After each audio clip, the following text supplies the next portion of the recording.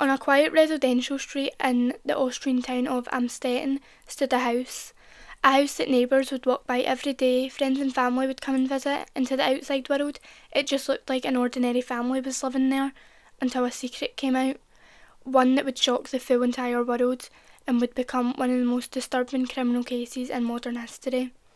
For 24 years, a young woman was hidden from the outside world until 2008, when a medical emergency forced a chain of events that Josef Fritzl could no longer control. To understand how this happened, we first have to take a look at the man at the centre of this case, Josef Fritzl. And as I say in all of my videos, I'll be talking about this case with respect for the victim, their family and everyone else impacted by this case. Josef Fritzl was born on April 9th, 1935 in Amstetten, Austria, during the Second World War. This was a time that shaped millions of people across Europe, and his father was absent for most of his childhood as he served in the German military. So his mum spent most of her time with him during his childhood, but reports later said that she was quite controlling and strict. But experts have also said this doesn't explain or give an excuse for any criminal behaviour, as a lot of other people have went through difficult childhoods and never harmed anyone. But as Joseph became an adult, he appeared to build quite a respectable life for himself. He trained as an electrical engineer and married his wife Rosemary in 1956, and they went on to have 7 children together. Neighbours and colleagues would say that Joseph was quite hard-working. He was always doing home improvements and he took such pride in his family property. In 1967, Joseph was convicted of a serious sexual offence against an adult woman. After serving this prison sentence, he returned to Amstetten and resumed his work life and family life, and was just acting like nothing had ever happened.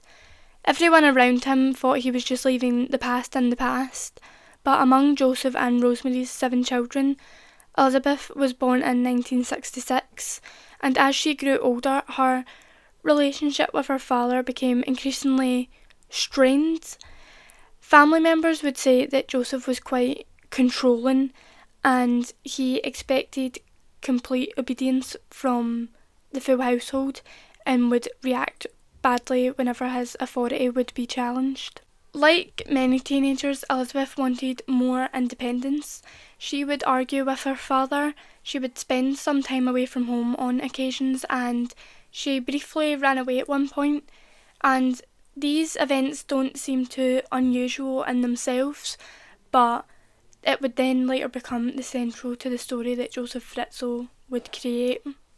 He believed that if everyone already knew that Elisabeth was already quite rebellious, it'd be easier to convince them that she'd left home on her own. During the early 1980s, late 1970s, Joseph would spend more and more time renovating the family home.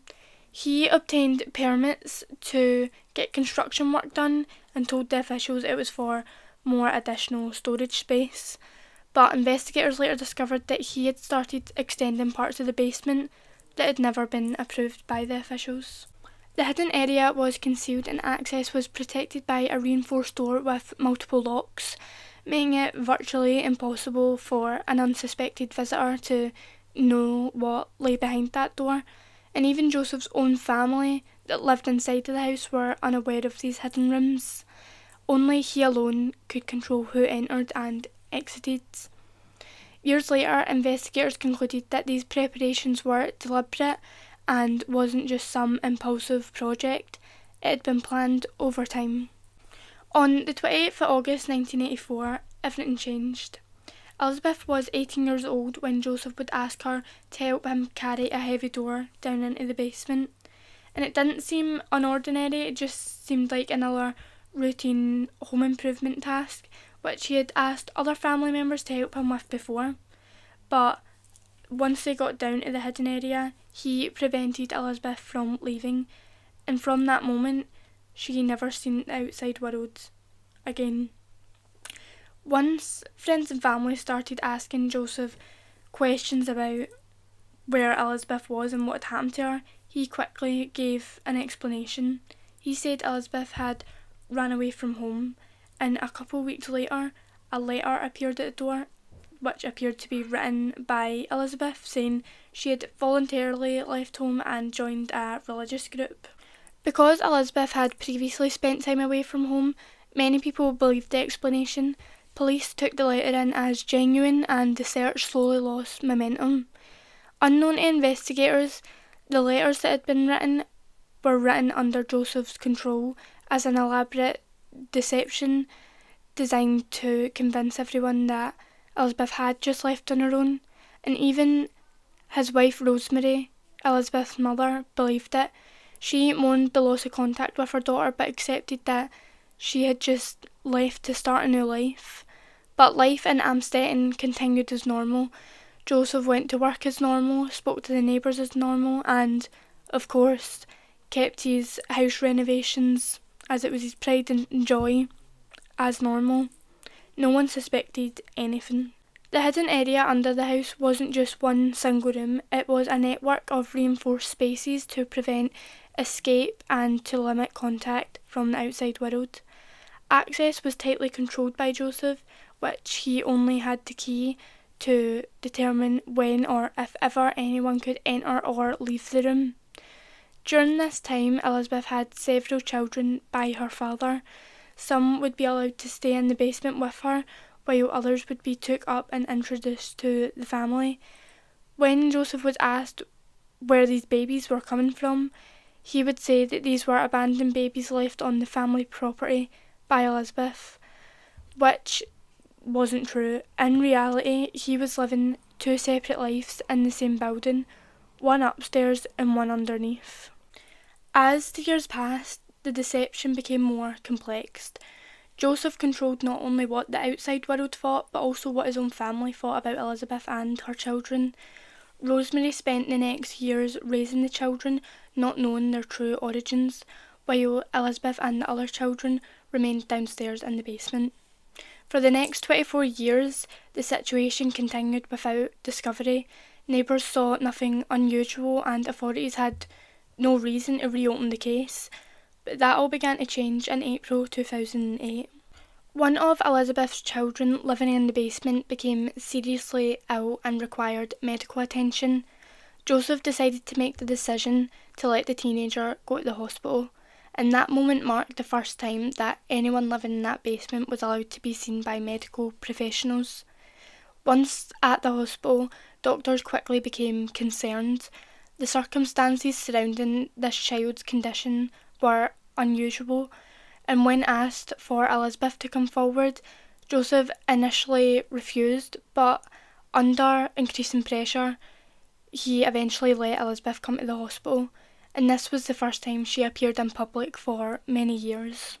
Medical staff and police quickly noticed that something was wrong. Elisabeth's appearance, behaviour, and all of the explanations provided by Josef quickly raised concerns.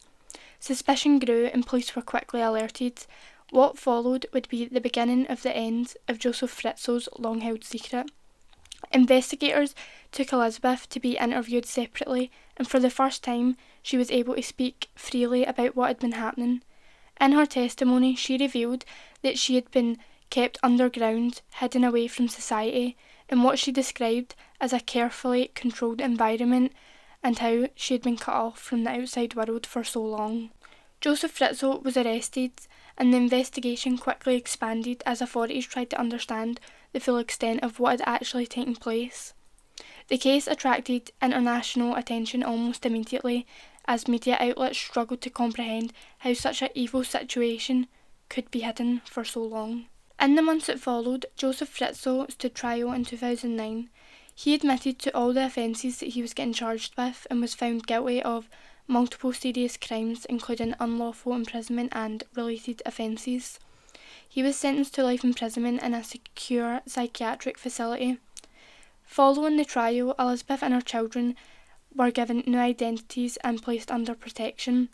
Authorities prioritised their privacy and long-term recovery, and very little has been disclosed to the public about their lives since then.